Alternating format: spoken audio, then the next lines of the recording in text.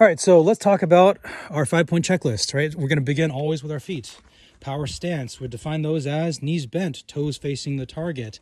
We want to be feet shoulder width apart, one foot distinctly in front of the other like you're going to walk. Why? Because humans are an object in motion. We very rarely stand still, particularly when we're under stress. Very rarely do we stand still. Moving on, that's our power stance. Next we want a high hold. So we want to get our fingers, our long bones of the arm lined up with the back of the pistol. We want to have this hand as high as possible, even higher. Let's crush this, a little bit of a squishy kind of roll of skin as you squish upwards. I want to see a ripple of skin right here. We want all of our fingers together and as high as possible in front of below the trigger guard. Our trigger finger is curved and pressing in, and as we go across the other side, we're going to have our thumbprint locking down on thumbnail. And again, to review this philosophy, why thumbprint over thumbnail? Remove your left hand, because we want to have a very strong one-handed grip on the weapon so that we have passive weapon retention if we get to a grappling match. Go ahead, put your hand on. Thumbprint over thumbnail, locking those thumbs together, thumb muscle inside that void, inside that cavity. Therefore, our hands are locked together. Why is this so critical? Because then your recoil will be distributed down both arms. Let's go to 2 thumbs forward grip just for demonstration's sake. You notice that the left hand is not at all behind the weapon.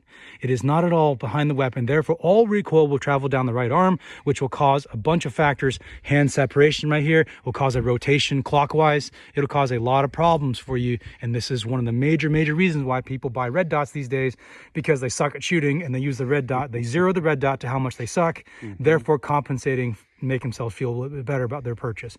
Left thumb on top of right thumb, locking those hands together.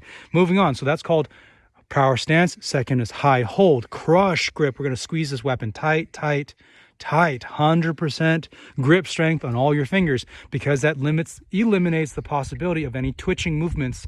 If your hands are already consciously at 100% force, they cannot give any more subconsciously. Next, we're going to go into front sight. The checklist item: front sight in the rear sight. Focus on the front sight. Target is blurry, rear sight is blurry. We're going to go into the last topic of this checklist, which is called smooth roll. Go ahead, fingers on the trigger, deep breath, focus on that front sight, leaning forward, and we're gonna nice and gently press, hold, ease off the trigger all the way until the finger completely stops moving, or trigger stops moving completely. The reason why we're gonna think about rolling that trigger, I want you to think about it as a cyclic action, kind of like pedaling a bicycle, right? Cyclic. Now go ahead, I want you to just continuously press that trigger again and again and again and again and again. Think about pedaling a bicycle.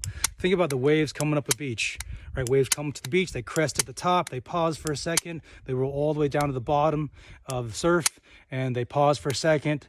There's no way to speed it up, there's no way to slow it down, and it's going to happen smooth and deliberate. Okay, so rhythmic and deliberate is much more important than jerky and fast. Speed is not important. Rhythmic and deliberate and reliable, that's what matters. Okay, this is our 5-point pre-flight checklist. 1, power stance. 2, high hold. 3, crush grip. 4 is front sight. 5 is smooth roll, which includes holding the trigger during the follow through and releasing the trigger all the way out. Why is it so important that we release the trigger all the way out when we're done? Why don't we go to the wall or go to the reset? In case we're shooting a revolver, it won't work? Because you cannot guarantee what type of weapon we're going to be using. All triggers are a little bit different. We need to train so that you can pick up any weapon and get the trigger to function. When people are under stress, you clench your hand. And as you clench your hand, you're pulling, squeezing. Your flexors, these muscles on your forearm that control your hand closing, are stronger than the extensors, the muscles on the outside of your forearm. Therefore, when you have your when your flexors overriding your extensors, because stress response for primates, for opposing thumb type animals, our stress response is to clench our hand.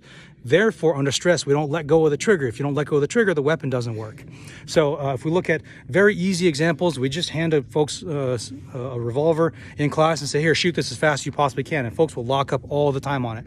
And it takes a lot of deliberate training to get all the way back, all the way forward, all the way back, all the way forward. We're talking about modern pistols with double action triggers. If you're not training to go all the way back, all the way forward, then you lose a lot of capability. For example, restrike reliability. If you have a malfunction, if you have a kind of a light strike, you can hit that primer again. That's a certain capability of this weapon, and if you don't train for it, you're not going to be able to get it. The next reason is because no matter what gun you use, the trigger needs to reset. You do need to reset it. If we look at historical case studies, I had an employee named Christina, and when she was about 21 or something like that, she was working as armed security, and her partner got shot, her partner Curtis, and as Curtis was there dying, she went and shot the suspect, who happened to be a child, who took her dad's, child took the dad's gun and shot Christina's partner Curtis.